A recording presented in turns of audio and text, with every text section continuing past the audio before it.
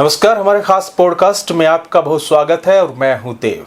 आज हम आपको एक ऐसी शख्सियत से मिलाने जा रहे हैं जो ज्योतिष के क्षेत्र में एक अच्छा काम कर रहे हैं। अध्यात्म के तौर पर, उनके दृष्टिकोण के तौर पर लोग उनसे सलाह लेते हैं। उनकी भविष्यवाणियाँ काफ़ी हद तक अगर देखी जाए तो सत्य साबित होती है। जो आज तक उन्होंने किसी को सलाह दी वो बिल्कुल सही साबित हुई, और उसको लेकर जो रहस्य है और जो विज्ञान है और जो ज्योतिषचार्य का उनका अनुभव है, उनके बारे में आज करेंगे बातें और जानेंगे उनसे कि आखिर इसके पीछे का रहस्य क्या है और ज्योतिष के पीछे का विज्ञान क्या है, कैसे ये काम करता है और कैसे ये आपकी किस्मत और भाग्य को बदल सकता है। तो आइए उनका स्वागत करते हैं। हमारे साथ है ज्योतिषाचार्य रितु जी। रितु जी, बहुत स्वागत है आपका। नमस्कार जी, कैसे हैं आप? बढ़िया जी रितु जी, सबसे पहले आपसे जो मेरा सवाल है, सबसे पहले आपसे मेरा सवाल ये है कि ज्योतिषाचार्य बन के कैसा आपको महसूस हो रहा है, कैसा ये अनुभव है और कैसे आपने इस करियर को चुना, ज्योतिष के क्षेत्र को चुना? ज्योतिष की मतलब मैंने कभी सोचा नहीं था कि मैं इस लाइन में आऊँगी। एक्चुअली क्या, मेरे हस्बैंड को भी बिल्कुल पसंद नहीं था कि मैं ये काम करूँ, पर मैंने छुप छुप के ये कोर्स करा। मुझे बहुत इंटरेस्ट था इस लाइन में। तो आज मतलब बाबा की दया से, गुरुजी की दया से आज मैं ये अपने मुकाम तक पहुंच चुकी हूँ। ये आपको कब ऐसा लगा कि ये ज्योतिष का क्षेत्र आपको चुनना चाहिए, आप इसके लिए बनी हैं? ये प्रेरणा आपको कहीं से मिली? क्या आपके परिवार से कोई ज्योतिष के क्षेत्र से जुड़ा हुआ है? मेरे मम्मी मतलब आर्य समाजी है, मेरी नानी आर्य समाजी है, मेरी परनानी भी आर्य समाजी है। मतलब हमारे सारे आर्य समाजी है। मतलब जैसे मैं मंत्र सुनती थी उनसे, मम्मी कहते हैं मतलब उसके 16 संस्कार होते हैं।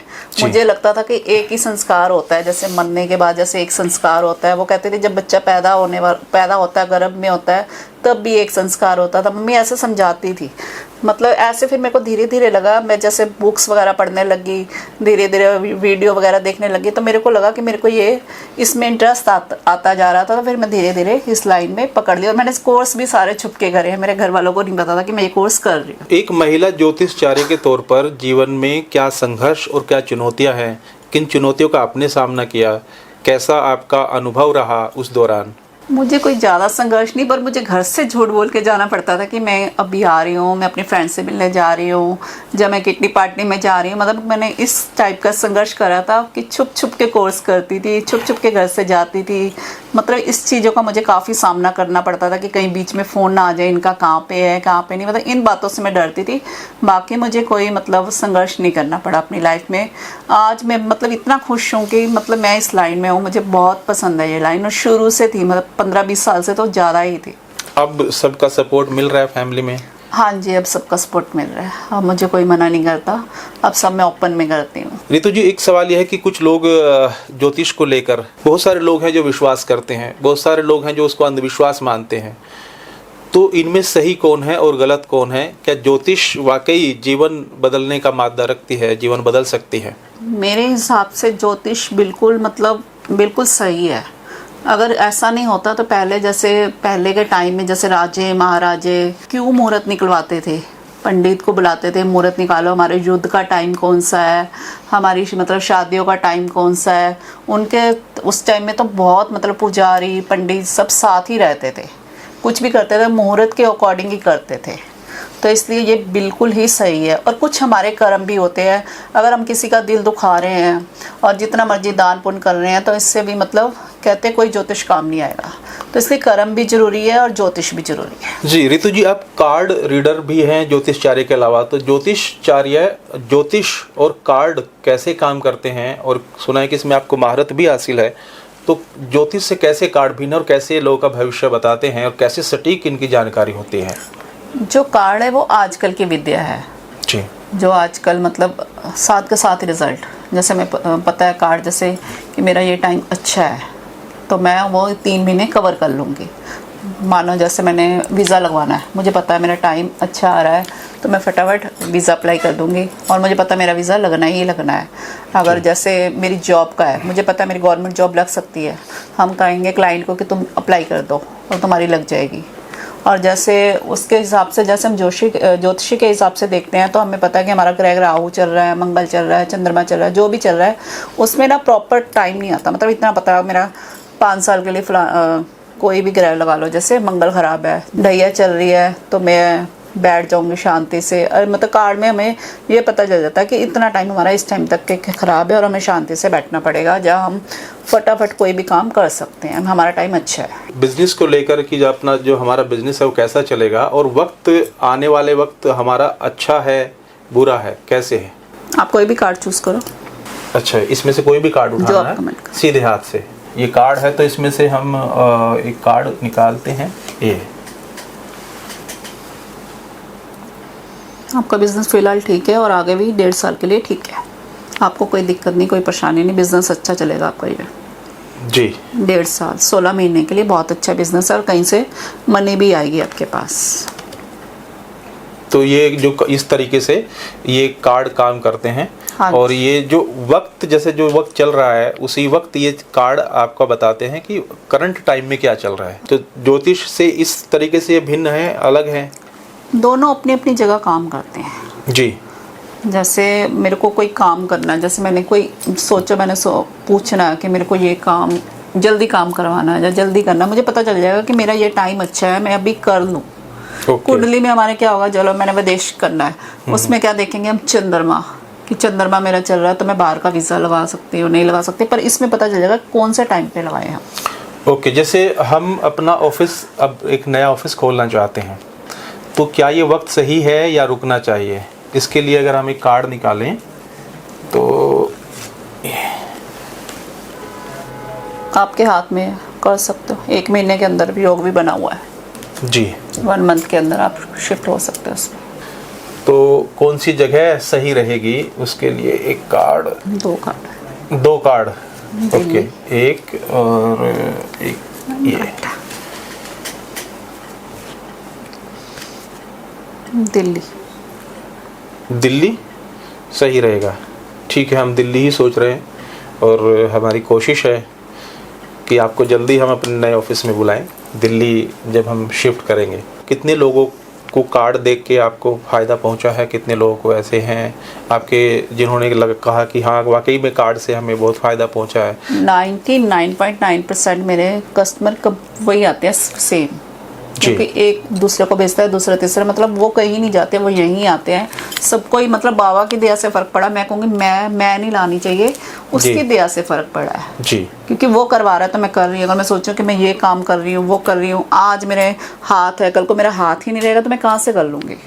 तो इसलिए जो करवा रहा है वो करवा रहे हैं, तो 99.9% सबको फ़र्क पड़ रहा है जी। यानी कि और मेरे कोई मतलब उपाय जो भी होते हैं ना, बिल्कुल मतलब सरल उपाय होते हैं, जैसे मतलब बिल्कुल हल्के, जो कि हर कोई मतलब कर सकता है। जैसे कार्ड में किसी को आपने बताया और उसका कार्ड या जो वक्त अच्छा नहीं चल रहा है, उसका समय या जो करना चाहता है वो अच्छा नहीं चल रहा है, तो उसके कुछ उपाय होते हैं? बिल्कुल होते हैं। उससे कुछ फर्क पड़ता है? 99.9% फर्क पड़ता है। और ओके। कुछ हमारे कर्म होते हैं जी।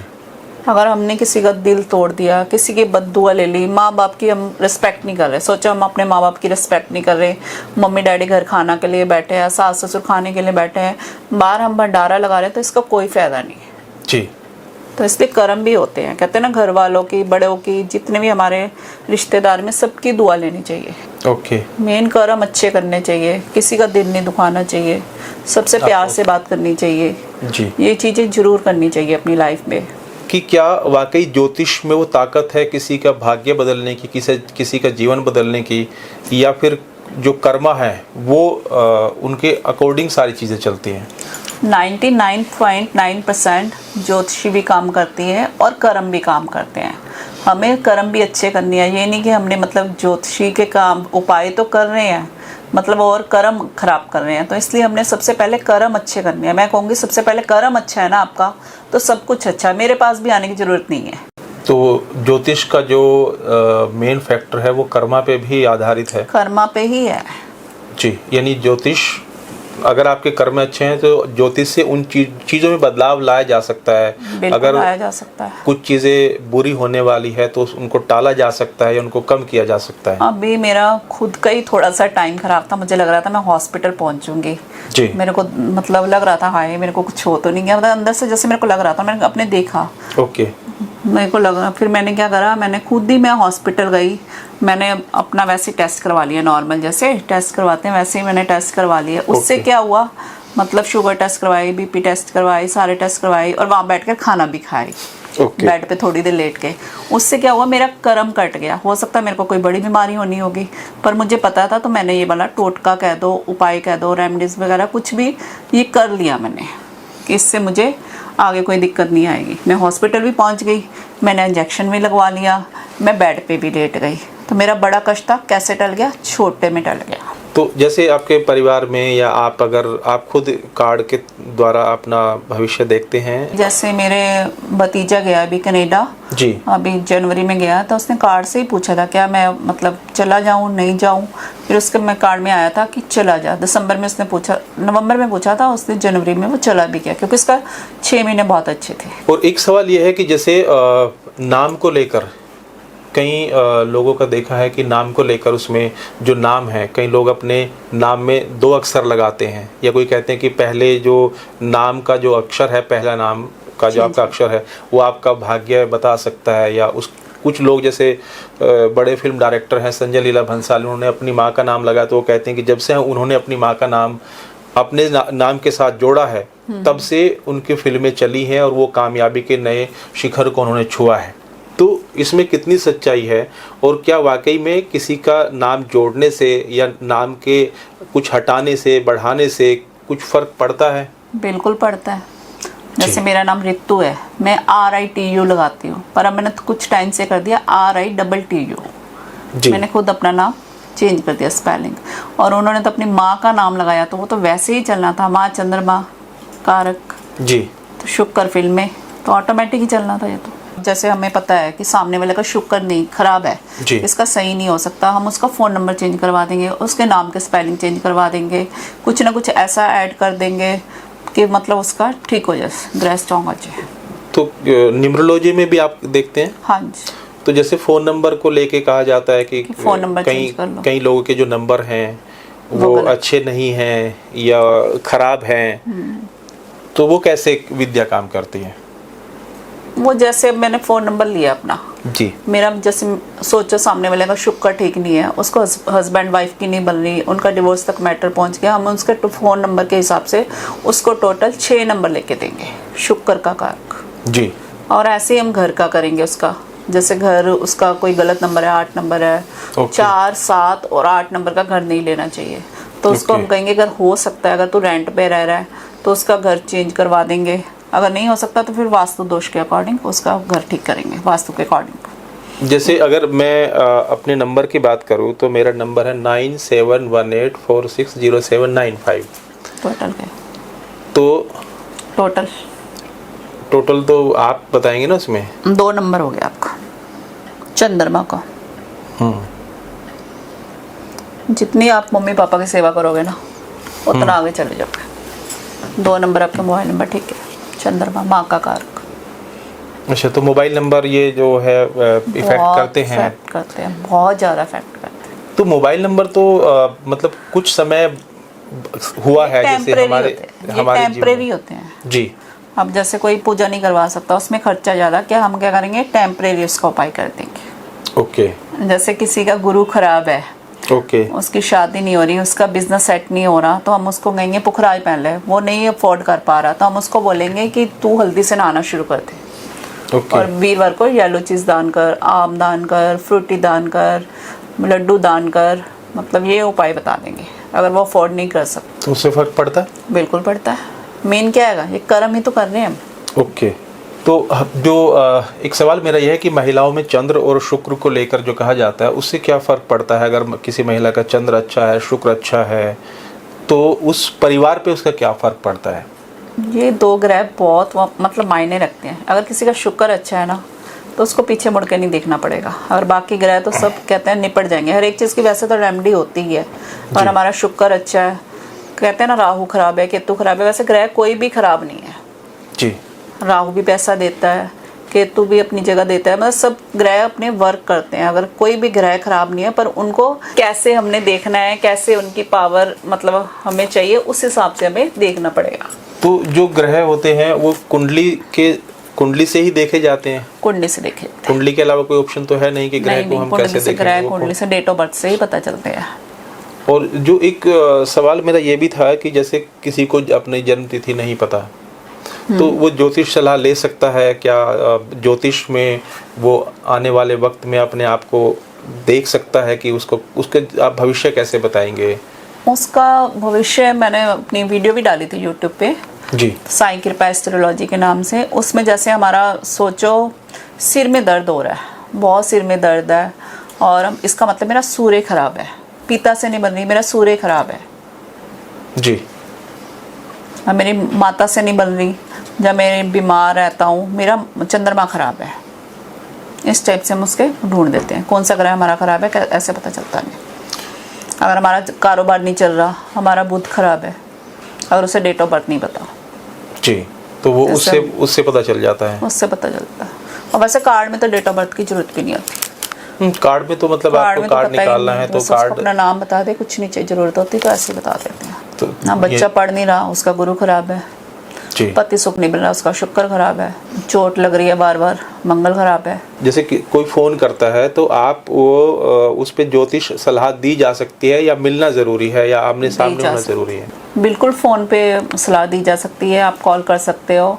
हमारे साथ यहाँ पे यतिन है, प्रतीक है, वो आपकी कॉल उठा के प्रॉपर आपको गाइड करेंगे और सब कुछ आप पूछ सकते हैं। फ़ोन पे भी अगर मिल सकते हो तो मिल भी सकते हैं, आप उनसे अपॉइंटमेंट ले सकते हो। अगर आप रितु जी से पूछना चाहते हैं तो आप आप जो है आपको अपना नंबर इसमें बता देंगे, और वो नंबर हम आपको दे भी देंगे। अगर कुछ भी सलाह लेनी हो या कुछ पूछना हो तो आप पूछ सकते हैं। आप अपना नंबर बताइए और फिर वो नंबर हम उस पर चला भी देंगे। 9696162000। मैं दोबारा रिपीट कर देती हूँ, 9696162000। भगवान अगर है तो शैतान भी है।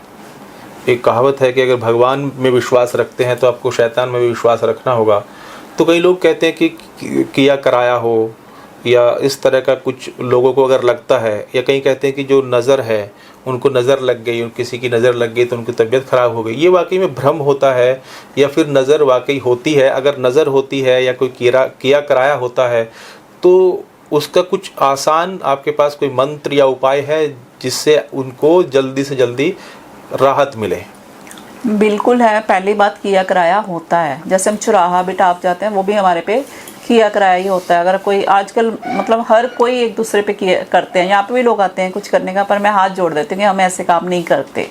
और आप बालाजी मंदिर जा सकते हो, उन पे लड्डू का प्रसाद चढ़ा सकते हो, और वहाँ पे उतारा मिलता है, तो वो अपने एंटी क्लॉक अपने पे वार के वहीं पे बालाजी मंदिर रख कर आ सकते हो। इसका मंत्र भी मैं आपको बताती हूँ, आप रात को कर सकते हो ये मंत्र।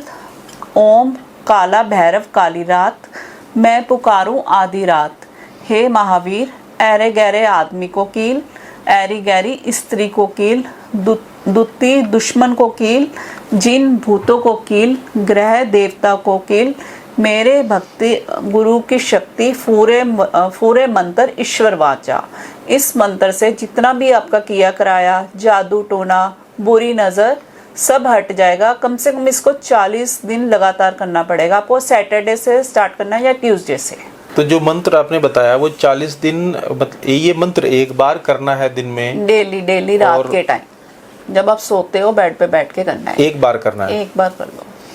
तो अगर एक बार ये कोई मंत्र करता है, कुछ समय है रात में कुछ ऐसा? रात को जब आप बेड पे सोने जाओ तो उस टाइम ये मंत्र करेंगे। हाँ। तो उसको महसूस कब से होगा कि उसको जो फर्क लग रहा है, वो 40 दिन बाद ही होगा या कुछ पहले? नहीं, 5-7 दिन बाद भी कईयों को फर्क पड़ जाता है, कईयों को तो 2-3 दिन में भी पड़ जाता है। और साथ में ये हनुमान जी का भी करना है जरूर, बालाजी मंदिर जाके लड्डू भी जरूर करना, उतारा भी जरूर कराना है। तो ये उपाय उन लोगों के लिए है किसी को अगर लग रहा हो कि कुछ किया कराया है, नेगेटिविटी है आपके घर में, नेगेटिविटी अगर है, तो ये मंत्र उनके लिए है और आप इसको आजमा के देख सकते हैं, ज़रूर फ़ायदा होगा। दूसरा जो हम बात कर रहे थे नज़र की, नज़र क्या वाकई होती है और उसको उतारने के लिए मंत्र है, या फिर जैसे गांव में हमने देखा है तो नज़र उतारने के अलग अलग तरीके लोगों के होते हैं, तो उसका कोई मंत्र या आसान कोई उपाय? नज़र बिल्कुल होती है, आपने सुना भी होगा, छोटे हुए भी आपके मम्मी पापा जैसे हमारे बोलते थे नज़र थे। हमारे जैसे पंजाबी है, मेरे मम्मी डैडी पंजाबी बोलते हैं कि नज़र ते शीशे ਨੂੰ भी तोड़ ਦਿੰਦੀ है जी। तो बिल्कुल नज़र होती है, नज़र अच्छों को खा जाती है। नज़र आजकल तो जैसे कपूर आप ले सकते हो घर में, रात के समय अपने कपूर, इलायची, लौंग इनको जला सकते हो, हरी इलायची घर के अंदर गैस के ऊपर अपने पे एंटी क्लॉक करके तो इसको कागज़ में लेके जला सकते हो शनिवार या मंगलवार। और घर में आप सेंधा नमक डाल के मंगलवार शनिवार पोछा लगा सकते हो, इससे भी आपके घर की नेगेटिविटी ख़त्म होगी। ऐसे बहुत छोटे छोटे रेमेडी है जो आपको करनी है। और सबसे पहले कर्म जरूर अच्छे करने हैं, मैं बार बार कर्म बोल रही हूँ, कर्म ही करने हैं अच्छे। और नज़र उतारने कोई मंत्र है? ओम शनिचराय नमः, ये मंत्र हम कम से कम 108 बार करेंगे, एक माला कर लेंगे आप और इससे आपकी नज़र बहुत जल्दी उतर जाएगी। और आप एक काम और कर सकते हो, जैसे काला कपड़ा लेके उसमें चाय पत्ती और कॉफ़ी, ये उपाय मैं किसी को देती नहीं, सिर्फ मैं करती हूँ, पर मैं आप लोगों को दे रही हूँ। चाय पत्ती और कॉफ़ी लेके काले कपड़े के अंदर ही बांध के उसको एंटी क्लॉक अपने वे वारेंगे और उसको हम पीपल के पेड़ के नीचे रख के आएंगे। जितनी गंदी नज़र होगी ना वो बहुत जल्दी आपकी उतर जाएगी, ये आप ज़रूर करना। तो ये हमारे दर्शकों के लिए स्पेशल जो नज़र के लिए है, ये मंत्र अगर आप करेंगे तो इससे आपको बहुत जल्दी इससे तो फायदा होगा। 101% पड़ता है। ये सिर्फ मैं अपने लिए ही करती हूँ, मैं किसी को बताती नहीं हूँ, पता नहीं कैसे मुंह से निकल गया, तो मैंने आप लोगों को बता दिया। पर आपको लगता है कि बहुत ज़्यादा नज़र लगी है तो आप ये जरूर करना। जैसे आपको नज़र लगेगी ना, सबसे पहले हमारे यहाँ पे दर्द होता है, वॉमिटिंग आने का मन करता है, टांगों में दर्द होता है, इसका मतलब हमें नज़र लग गई। तो ये नज़र का मंत्र है और आप इस मंत्र को कर सकते हैं। बाकी उपाय भी जो बताया उसको भी आप कर सकते हैं। जीवन में हर किसी को चाहिए, यानी कि धन दौलत शोहरत इज्जत ये सबको चाहिए। तो ज्योतिष में क्या उपाय है? क्या इसके कोई आसान उपाय हैं जो करने से ये चीज़ें हासिल हो सकती हो? तो सबसे पहले तो मैं शुक्रवार को हर किसी को कहती हूँ कि फ्राइडे वाले दिन ना और कुछ करो मत करो, सलून चले जाओ। मैं सबको सलून भेज देती हूँ फ्राइडे वाले दिन, उससे हमारा शुक्र अच्छा होता है। शुक्र जितना हो सकता है परफ्यूम लगाओ, इत्र लगाओ, परफ्यूम लगाओ, तैयार होके रहो, खास करके फ्राइडे को, इससे हमारा शुक्र अच्छा होता है। और शाम के टाइम छोटे छोटे बच्चे होते हैं, लड़कियां कंजके, उनको कोई वाइट चीज़ दान करो, जो आप कर सकते हो। वाइट चीज़ रसगुल्ले कर सकते हो, आइसक्रीम वाइट वाली कर सकते हो, वनीला कर सकते हो, ये आप करो, आपका शुक्र एकदम चार्ज हो जाएगा बहुत जल्दी। और अगर हो सके तो उस दिन खुद भी ना कुछ खट्टा खाओ, जैसे गोलगप्पे टिक्की, कुछ खुद भी लेडीज़ को खाना चाहिए, जेंट्स भी खा सकते हैं, इससे भी हमारा शुक्र एक्टिव होता है। तो इससे शुक्र अगर अच्छा होगा, अगर शुक्र अच्छा होगा तो आपके पास ऑटोमेटिक बिजनेस अच्छा होगा, पैसा अच्छा होगा, लाइफ अच्छी होगी, फैमिली अच्छी होगी। शुक्र ये सब कुछ देता है। ये चीजें, ये छोटी सी चीजें लोग समझ क्यों नहीं पाते जी। और सबसे बड़ी बात, जितना वो अपनी वाइफ को खुश रखेंगे ना उतना उनका शुक्र अच्छा होता है। पर आजकल कोई सुनता ही नहीं है। जितनी उनकी घर की वाइफ, घर की माँ खुश रहेगी, आपके पास ऑटोमेटिक पैसा आएगा। एक बार मेरे कहने पे 43 दिन कर लो आप शुक्रवार, अपनी वाइफ को, अपने बच्चों को, अपनी फैमिली को टाइम दो और उनको अच्छे से खुश करो। ना आए लक्ष्मी तो मेरा फ़ोन नंबर है आपके पास, मुझे कॉल जरूर करना। और आप शुक्र का आसानी से कर सकते हैं। आप शुक्र का मंत्र भी कर सकते हो, ओम शु शुक्राय नमः भी कर सकते हो, ओम द्रम द्रिम द्रोम श शुक्राय नमः भी कर सकते हो, ओम श्री लक्ष्मी आय नमः भी कर सकते हो। ये नॉर्मल मंत्र है, नॉर्मल उपाय है, कोई इसमें खर्चा भी नहीं है। आप लोग ये उपाय जरूर करें, जिसको भी लक्ष्मी की जरूरत है ये जरूर करें। और यही गरीबी दूर करने के लिए भी है, किसी को जैसे दरिद्रता दूर करने के लिए कहा जाता है, तो इसी मंत्र से फर्क पड़ेगा। जब हमारा शुक्र ठीक है तो सब कुछ ठीक है। शुक्र ठीक करने के लिए कुछ उपाय हैं जिसको आप कर सकते हैं। और जाहिर सी बात है कि अगर आप ऐसा करेंगे, सिर्फ आपको इन चीज़ों पे ध्यान देना है, तो आपका शुक्र भी अच्छा होगा और आपके जो घर परिवार में है, अगर धन की वृद्धि होगी और इसके अलावा आपके घर परिवार में खुशियाँ अलग से आएंगी। तो ये बहुत आसान से उपाय जिसे आप कर सकते हैं। एग्ज़ाम को लेकर बहुत सारे बच्चों में परेशानी होती है, बहुत सारे बच्चों में भय होता है, डर होता है एग्ज़ाम को लेकर, वो चाहे बोर्ड का एग्ज़ाम हो या फिर उनकी नौकरी के लिए एग्ज़ाम हो, उनके करियर को लेकर एग्ज़ाम, उनके एडमिशन को लेकर एग्ज़ाम हो। तो एग्ज़ाम को लेकर सफलता ताकि उसको मिल सके, ऐसा कोई उपाय, आसान उपाय आपकी तरफ से क्या होगा? उसके लिए आप माँ सरस्वती की उत्तर दिशा में फोटो लगा सकते हो, जब मूर्ति लगा सकते हो। ओम सरस्वती नमः, ओम सरस्वती नमः का पाठ करें। जब भी पढ़ने बैठो सबसे पहले आप ये बोलो ओम सरस्वती नमः, फिर उसके बाद आप पढ़ने लगो। और जैसे आपने वो लगाया, उत्तर दिशा में स्वरूप लगाया, तो उस पर ज्योत जरूर जगाएं। धूप अगरबत्ती जरूर दिखाएं, और हो सके तो वीरवार वाले दिन लड्डू दान करें। आप वीर वाले दिन वाले लड्डू दान कर सकते हो, मीठे चावल भी दान कर सकते हो, येलो वाले वो भी आप दान करें। और बच्चे ही करें, जिनको मतलब पढ़ाई में दिक्कत है वो ही करें, तो उनको बहुत फ़र्क पड़ेगा। क्योंकि गुरु है, गुरु ही हमें पढ़ाई देता है, तो गुरु को ही खुश करना पड़ेगा। और सबसे बड़ी बात बच्चों को कहना चाह रही हूँ कि वो अपने माँ बाप की, दादा दादी के, जो भी उनके घर में बड़े हैं, उनकी रिस्पेक्ट जरूर करें। अगर उनका आशीर्वाद लेंगे तो वो ऑटोमेटिकली पढ़ने में, हर एक काम में तेज हो जाएंगे। और जैसे रत्नों को लेकर एक कहा जाता है, रत्नों को लेकर एक सवाल आया कि रत्न क्या वाकई में हर किसी को पहनने चाहिए, हर किसी के लिए क्या काम करते हैं? और जो कुछ लोग रत्न पहन लेते हैं बिना ज्योतिष सलाह के, क्या वो पहनने चाहिए? रत्न हमेशा कुंडली के अकॉर्डिंग ही अच्छे मतलब एस्ट्रोलॉजर को दिखाना चाहिए, किसी को भी दिखा के ही पहनने चाहिए, क्योंकि इनका साइड इफेक्ट भी होता है। मैंने अभी पीछे खुद ही नीलम पहन लिया था, तो मेरा सब कुछ सही चल रहा था, पर मेरे पेट में दिक्कत आ गई। फिर मेरे दिमाग में आया कि मैंने फिर अपनी कुंडली चेक करी, तो मुझे नीलम नहीं पहनना चाहिए था।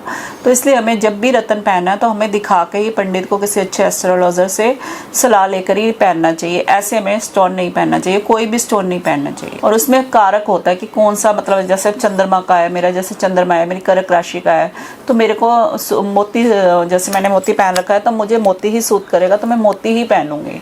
तो इसलिए अपनी मर्जी से कोई भी स्टोन नहीं पहनना चाहिए।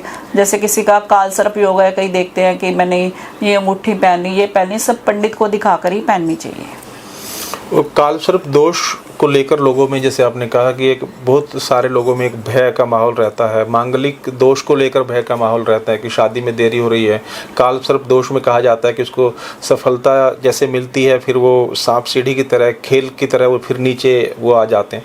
तो लोग इनको लेकर काफ़ी भय रहता है। तो कुछ इसके लिए उपाय है, और क्या ये इतने भयानक रूप ले सकते हैं? सबसे बड़ी बात, सबको डरना नहीं चाहिए। अगर कोई भी चीज़ है हमारे पे, कुछ भी है, ऐसा कुछ नहीं है कि हर एक चीज़ का आंसर नहीं होता, या हर एक चीज़ का उपाय नहीं होता। अगर किसी का काल सर्प योग चल भी रहा है तो उसका भी उपाय है, अगर कोई मांगलिक है तो उसका भी उपाय है। मेरे को नहीं लगता कि ज़िंदगी में कोई ऐसी चीज़ है कि जिसका कोई उपाय ही ना हो। पहले अपनी सोच ही चेंज करो। मतलब कहते हैं ना, सारी नेगेटिविटी अपने अंदर भर लोगे तो फिर कुछ नहीं होगा। हमेशा अपने आप को पॉजिटिव रखो कि हमारा सब काम हो सकता है। अगर काल सर्प का योग है, आप पूजा करवा सकते हो काल सर्प की, तो वो हट जाता है। ऐसा कुछ नहीं कि नहीं हटता, सब हट जाता है। मंगलिक का भी होता है कि कुछ साल का है, अगर तुम्हारा मंगलिक लड़के से शादी कर सकते हो, मंगलिक हट जाता है। अगर मंगलिक से नहीं भी शादी हम करते, ऐसा कुछ नहीं कि लड़के को कुछ हो जाएगा, लड़की को कुछ हो जाएगा, ऐसा कुछ नहीं होता। हर एक चीज़ का उपाय होता है। शादी में देरी का क्या उपाय है? अगर किसी को शादी में देरी हो रही है तो उसका कोई क्या उपाय कर सकता है? उसमें वो लड़की हल्दी डाल के नहाना शुरू कर दे तो जल्दी शादी हो जाएगी। अगर हो सके तो खुराई भी पहन सकती है, तो उससे जल्दी पर फिर शादी भी मैं सलाह दूंगी कि वो एक बार अपनी कुंडली जरूर दिखाए। लोग कुछ कहते हैं कि जो सृष्टि है, कोई ईश्वर चला रहा है, कोई है जो भगवान है जो चला रहा है। तो क्या वाकई में भगवान है? 100% क्या, 1 करोड़% कहूँगी कि भगवान है। लोगों को विश्वास नहीं है कि भगवान नहीं है, हमारा ये काम नहीं कर रहा, हमारा ये काम नहीं हो रहा। जब उसकी मर्जी होगी तब भी वो काम होगा। अभी मैं अपने पे बताती हूँ, अभी कुछ दिन पुरानी बात है, 2-3 महीने पहले मैं सो रही, तो मुझे 5 बजे हाँ खुली, तो मेरे को वॉशरूम जाना था जी। तो मेरी टांग पे नस चढ़ गई, तो मैंने नस मली अपनी, तो वो ठीक हो गई। फिर दोबारा फिर उठने लगी 5 बजे, तो फिर मेरी नस चढ़ गई उसी टाइम। तो फिर मैंने उठने लगी, फिर मेरे से एकदम धाड़ की आवाज़ आती है, बाहर से आवाज़ आई धाड़। तो मेरे को लगा पता नहीं कहाँ से आवाज़ आई है। तो जैसे ही मैंने उठी तो मैंने देखा कहीं शाफट वाफट से आवाज़ तो नहीं, वहाँ से कोई आवाज़ नहीं थी। जैसे ही मैंने वॉशरूम खोला, उसमें 15 mm का शीशा, और इतना बड़ा शीशा नीचे गिरा हुआ था, जिससे कि हमारी टॉयलेट सीट टूट गई, और वो बाल्टी टूट गई, और क्या पॉट भी टूट गया, और पीछे की सारा मतलब टूट गया। और कितना बड़ा शीशा था। सोचो सुबह 5 बजे अगर मैं उस वॉशरूम में होती तो मैं शायद नहीं बचती। तो इसलिए गुरुजी ने, बाबा ने मुझे ब्लेस करा। तो मैं कैसे कह दूँ भगवान नहीं है? भगवान है, 101% है। अगर मैं उठती तो मर जाती, या शायद आप लोगों के बीच में भी नहीं होती। जब मुझे कुछ ना कुछ तो होता जरूर।